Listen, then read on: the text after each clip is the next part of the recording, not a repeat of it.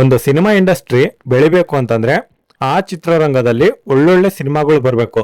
ಅದು ಯಾವ ರೀತಿ ಇರಬೇಕು ಅಂತಂದ್ರೆ ಹಿಂದೆ ಯಾವತ್ತು ಬಂದಿರಬಾರ್ದು, ಮುಂದೆ ಅಂತ ಸಿನಿಮಾ ಬರೋದಕ್ಕೂ ಕೂಡ ಚಾನ್ಸ್ ಇರಬಾರ್ದು. ಆ ರೀತಿ ಆದಂತಹ ಸಿನಿಮಾನೇ ನಾವು ಲ್ಯಾಂಡ್ ಮಾರ್ಕ್ ಸಿನಿಮಾಗಳು ಅಂತ ಹೇಳ್ತೀವಿ. ಇನ್ನೊಂದು ಅರ್ಥದಲ್ಲಿ ಒಂದು ಕಾಲದಲ್ಲಿ ಆಳಿ ಹೋದಂತಹ ಸಿನಿಮಾ ಅದು ಇಡೀ ಇಂಡಸ್ಟ್ರಿನೇ ತಿರುಗಿ ನೋಡುವಂಗೆ ಮಾಡೋಗಿರ್ತವೆ. ಸೊ ಅಂತ ಸಿನಿಮಾಗಳನ್ನೇ ಲ್ಯಾಂಡ್ ಮಾರ್ಕ್ ಮೂವೀಸ್ ಅಂತ ನಾವು ಹೇಳ್ತೀವಿ. ಯಾರಾದ್ರೂ ಕನ್ನಡ ಇಂಡಸ್ಟ್ರಿ ಲೋ ಬಜೆಟ್ ಮತ್ತೆ 100 ಕೋಟಿ ಮೇಲೆ ದಾಟಲ್ಲ ಅಂತ ಹೇಳ್ತಾರಲ್ವಾ, ಸೊ ಅಂತವ್ರಿಗೆ ಈ ವಿಡಿಯೋನ ತೋರಿಸಿ ಮತ್ತೆ ಈ ಸಿನಿಮಾಗಳನ್ನ ಒಂದ್ಸಲನಾರು ನೀವು ಲೈಫ್ ಟೈಮ್ ನಲ್ಲಿ ನೋಡ್ಲೇಬೇಕು ಅಂತ ಸಿನಿಮಾಗಳಿವು. ಸೊ ಅವು ಯಾವ್ಯಾವು ಅಂತ ನಾವು ನೋಡೋಣ ಬನ್ನಿ. ಈ ಸಾಲಿನಲ್ಲಿ ಬರುವಂತ ಮೊದಲನೇ ಸಿನಿಮಾ ಬಂಗಾರದ ಮನುಷ್ಯ. ಈ ಸಿನಿಮಾ 1972ರಲ್ಲಿ ತೆರೆ ಕಂಡು ಆಗಿನ ಕಾಲದಲ್ಲಿ 2 ವರ್ಷಗಳನ್ನು ಪೂರೈಸಿದ ಮೊದಲನೇ ಸಿನಿಮಾ ಆಗಿದೆ. ಇನ್ನು ಎರಡನೇ ಸಿನಿಮಾ ನಾಗರಹಾವು. ಇಬ್ಬರು ದಿಗ್ಗಜ ನಟರನ್ನ ನೀಡಿದಂತಹ ಸಿನಿಮಾ ಇದು. ಅದೇ ನಮ್ಮ ಅಂಬರೀಷ್ ಮತ್ತೆ ವಿಷ್ಣುವರ್ಧನ್ ಸರ್. ಇದು 1972ರಲ್ಲಿ ತೆರೆ ಕಂಡು ಒಂದು super blockbuster Kannada movie ಆಗಿದೆ. ಇನ್ನು ಮೂರನೇ ಸಿನಿಮಾ ಭೂತಯ್ಯನ ಮಗ ಅಯ್ಯೋ. ವಿಷ್ಣುವರ್ಧನ್ ಅವರು ಆಕ್ಟ್ ಮಾಡಿರುವಂತ ಈ ಸಿನಿಮಾ 1974ರಲ್ಲಿ ತೆರೆ ಕಾಣುತ್ತೆ. ನಾನು ಪರ್ಸನಲ್ ಆಗಿ ಹೇಳ್ಬೇಕು ಅಂತಂದ್ರೆ ಈ ಸಿನಿಮಾನ ಯಾರು ನೋಡಿಲ್ವೋ ಯಾವುದೇ ಕಾರಣಕ್ಕೂ ಮಿಸ್ ಮಾಡ್ಕೋಬೇಡಿ. ಈಗಲೇ ಯೂಟ್ಯೂಬ್ ಅಲ್ಲಿ ಇದೆ, ಹೋಗಿ ನೋಡಿ. ಯಾಕಂದ್ರೆ ಪ್ರತಿಯೊಬ್ರು ನೋಡ್ಲೇಬೇಕಾದಂತಹ ಒಂದು ಕ್ಲಾಸಿಕಲ್ ಮೂವಿ ಇದು.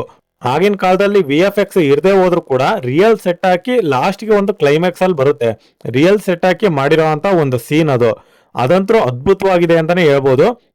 ಇನ್ನು ನಾಲ್ಕನೇ ಸಿನಿಮಾ ಮಯೂರ. ಇದು 1976ರಲ್ಲಿ ತೆರೆ ಕಂಡಿದ್ದು ಕನ್ನಡದ ಒಂದು ಹೆಮ್ಮೆಯ ಚಿತ್ರ ಅಂತಾನೆ ಹೇಳ್ಬೋದು.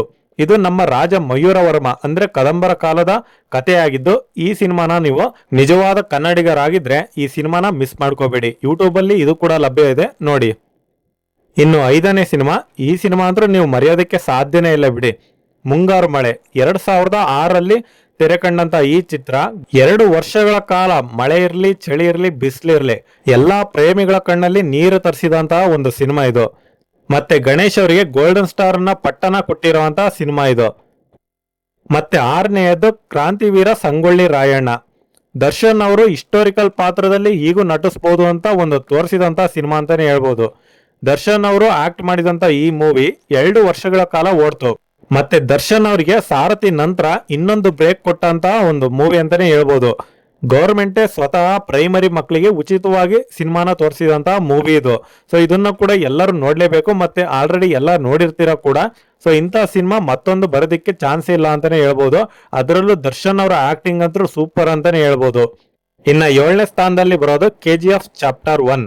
ಇದು 2018ರಲ್ಲಿ ತೆರೆ ಕಂಡು, ನಾನೇನು ಹೇಳೋದೇ ಬೇಡ, ಚಿಕ್ಕ ಮಕ್ಕಳಿಗೂ ಸಹಿತ ಕೇಳಿದ್ರೆ ಹೇಳ್ತಾರೆ ಈ ಸಿನಿಮಾ ಹೆಂಗಿತ್ತು, ಹೆಂಗ್ ಆಳ್ತು ಇಡೀ ಕನ್ನಡ ಇಂಡಸ್ಟ್ರಿನ ಅಂತ. ರಾಕಿ ಬಾಯ್ ಅಂದ್ರೆ ನಮ್ಮ ಯಶ್ ಅವ್ರನ್ನ ರಾಕಿ ಬಾಯ್ ಅಂತಾನೆ ಗುರ್ಸೋದಿಕ್ಕೆ ಜನ ಸ್ಟಾರ್ಟ್ ಮಾಡಿದ್ದಾರೆ. ಆ ರೀತಿಯಾದಂತ ಒಂದು ಹೆಸರು. ಮತ್ತೆ first pan India star Kannada ಇಂಡಸ್ಟ್ರಿನಲ್ಲಿ ಯಾರಾದ್ರೂ ಇದ್ರೆ ಅದು ನಮ್ಮ ಯಶ್ ಅವರು ಅಂತ ಈಗ ಹೇಳ್ಕೊಳಕ್ಕೆ ಒಂದು ಹೆಮ್ಮೆ ಆಗುತ್ತೆ. ಆ ತರ ಒಂದು ಸಿನಿಮಾ ಇದು. ಮತ್ತೆ ಇದು ಮೊದಲನೇ 250 ಕೋಟಿ ಗಳಿಸಿದ ಸಿನಿಮಾ. ಅಂದ್ರೆ ಕನ್ನಡ ಇಂಡಸ್ಟ್ರಿಗೆ ಇದ್ದಂತ ಕಳಂಕನೆ ತೆಗ್ದಿರೋ ಅಂತ ಒಂದು ಸಿನಿಮಾ ಅಂತಾನೆ ಹೇಳ್ಬೋದು ಇದನ್ನ. ಸೊ ಈ ನಂತರ ಬರೋದೇ 8ನೇ ಸ್ಥಾನದಲ್ಲಿ KGF ಚಾಪ್ಟರ್ 2. ಈ ಸಿನಿಮಾ 100 ದಿನಗಳನ್ನ ಪೂರೈಸಿ ಮತ್ತೆ 1000 ಕೋಟಿ ಕ್ಲಬ್ಬಿಗೆ ಸೇರಿದಂತ ಮೊದಲನೇ ಕನ್ನಡ ಇಂಡಸ್ಟ್ರಿ ಸಿನಿಮಾ ಅಂತಾನೆ ಹೇಳ್ಬೋದು. ಈಗಲೂ ಸಹಿತ KGF ಅಂತಂದ್ರೆ ಕರ್ನಾಟಕ, KGF ಅಂತಂದ್ರೆ ಕನ್ನಡ ಮೂವಿ. ಮತ್ತೆ ಯಾವುದೇ ಸಿನಿಮಾ ರಿಲೀಸ್ ಆಗ್ಲಿ ಹೊಸದಾಗಿ ಅದನ್ನ ಫಸ್ಟ್ ಕಂಪೇರ್ ಮಾಡೋದೇ KGFಗೆ. ಆ ರೀತಿಯಾದಂತ ಒಂದು ಸಿನಿಮಾ ಇದು. ಸೊ ಈಗ ನೆಕ್ಸ್ಟ್ 9ನೇ ಸ್ಥಾನದಲ್ಲಿ ಬರೋದು ಕಾಂತಾರ ಮೂವಿ. ಈ ಸಿನಿಮಾ ಕೇವಲ ಬರೀ 16 ಕೋಟಿ ಬಜೆಟ್ ಅಷ್ಟೇ. 16 ಕೋಟಿ ಬಜೆಟ್ ಹಾಕಿ 450 ಕೋಟಿ ದುಡ್ದಂತಹ ಒಂದು ಸಿನಿಮಾ ಅಂತಾನೆ ಹೇಳ್ಬೋದು. ಈ ಸಿನಿಮಾದಿಂದ ನಮ್ಮ ಶೆಟ್ರು ಕೂಡ ಒಂದು ಪ್ಯಾನ್ ಇಂಡಿಯಾ ಸ್ಟಾರ್ ಆಗ್ಬಿಟ್ರು. ಕಾಮನ್ ಆಗಿ ರಿಷಬ್ ಶೆಟ್ಟಿ ಅವರ ಆಕ್ಟಿಂಗ್ ನ ನಾವು ಬೇರೆ ಸಿನಿಮಾಗಳಲ್ಲಿ ನೋಡಿದೀವಿ. ಆದ್ರೆ ಈ ಸಿನಿಮಾದಲ್ಲಿ ಹಿಂಗೂ ಆಕ್ಟ್ ಮಾಡ್ತಾರ, ಇವ್ರು ನಿಜವಾಗ್ಲೂ ಶೆಟ್ರೇನಾ ಅಂತ ಒಂದು ಕನ್ಫ್ಯೂಸ್ ಆಗ್ಬೇಕು. ಆ ರೀತಿಯಾಗಿ ಆಕ್ಟ್ ಮಾಡಿದ್ದಾರೆ. ಸೊ ಈ ಸಿನಿಮಾ ಕೂಡ 2022ರಲ್ಲಿ ರಿಲೀಸ್ ಆಗಿ ಮತ್ತೆ ಸ್ವತಃ ಪ್ಯಾನ್ ಇಂಡಿಯಾ ಆದಂತ ಮೂವಿ ಇದು. ಯಾವುದೇ ಸಿನಿಮಾ ಆಗ್ಲಿ ಫಸ್ಟ್ ಪ್ಯಾನ್ ಇಂಡಿಯಾ ಅಂತ ಅನೌನ್ಸ್ ಮಾಡಿ ಆಮೇಲೆ ರಿಲೀಸ್ ಮಾಡ್ತಾರೆ. ಆದ್ರೆ ಈ ಮೂವಿ ಸ್ವತಃ ಬೇಡಿಕೆಯಿಂದನೇ ಪ್ಯಾನ್ ಇಂಡಿಯಾ ಆದಂತ ಒಂದು ಹೆಗ್ಗಳಿಕೆಗೆ ಗುರುತಾಗಿದೆ.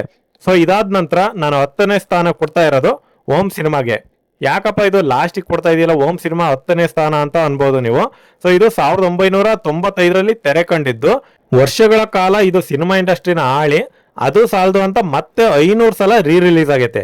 ಅಂದ್ರೆ ಇದು ಮತ್ತೆ ನಾಳೆ ಯಾವಾಗ ಮತ್ತೆ ರಿಲೀಸ್ ಆಗುತ್ತೋ ಅನ್ನೋದು ಗೊತ್ತಿಲ್ಲ. ಸೊ ಅದಕ್ಕೋಸ್ಕರ ನಾನು ಇದನ್ನ 10ನೇ ಸ್ಥಾನ, ಅಂದ್ರೆ ಈಗ ರೀಸೆಂಟ್ ಆಗಿ ರಿಲೀಸ್ ಆಗಿ ಹಿಟ್ಟಾಗಿದೆ ಅನ್ನೋ ತರ 10ನೇ ಸ್ಥಾನ ಕೊಟ್ಟಿದ್ದೀನಿ. ಉಪೇಂದ್ರ ಅವರ ಡೈರೆಕ್ಷನ್ ನ ಗೇಮ್ ಚೇಂಜರ್ ರೀತಿನಲ್ಲಿ ಬದಲಾಯಿಸಿದಂತ ಮೂವಿ ಇದು. ಒಂದು ಕಾಮಿಡಿ ಸಿನಿಮಾ ಮಾಡಿ ಗೆದ್ದಂತ ಉಪೇಂದ್ರ ಅವರು ಹಿಂಗೂ ಕೂಡ ಒಂದು ರೌಡಿಸಂ ಕಥೆನೂ ಮಾಡ್ತಾರ ಅನ್ನೋದು ಒಂದು ಇಂಡಸ್ಟ್ರಿಗೆ ತೋರಿಸಿದಂತಹ ಸಿನಿಮಾ ಇದು. ಸೊ ಇವಿಷ್ಟು ಲ್ಯಾಂಡ್ ಮಾರ್ಕ್ ಮೂವಿಗಳು. ಯಾರಾದ್ರೂ ಏನಾದ್ರೂ ಕನ್ನಡ ಇಂಡಸ್ಟ್ರಿ ಬಗ್ಗೆ ಅಂದ್ರೆ ಫಸ್ಟ್ ಈ ಸಿನಿಮಾಗಳನ್ನ ತೋರಿಸಿ ಆಮೇಲೆ ಮಾತಾಡೋದಕ್ಕೆ ಕೇಳಿ. ಹಾಗೆ ಚಾನಲ್ಗೆ ಯಾರಾದ್ರೂ ಹೊಸಬ್ರಾಗಿದ್ರೆ ಈಗಲೇ ಸಬ್ಸ್ಕ್ರೈಬ್ ಮಾಡಿ. ಮತ್ತೆ ಸಿನಿಮಾ ಮತ್ತೆ ಪೊಲಿಟಿಕಲ್ ನ್ಯೂಸ್ಗಳ್ನು ನಿಮಗೆ ಇದೇ ರೀತಿಯಾಗಿ ಇಂಟ್ರೆಸ್ಟಿಂಗ್ ಫ್ಯಾಕ್ಟ್ಸ್ಗಳ್ನು ಹೇಳ್ತಾ ಇರ್ತೀನಿ.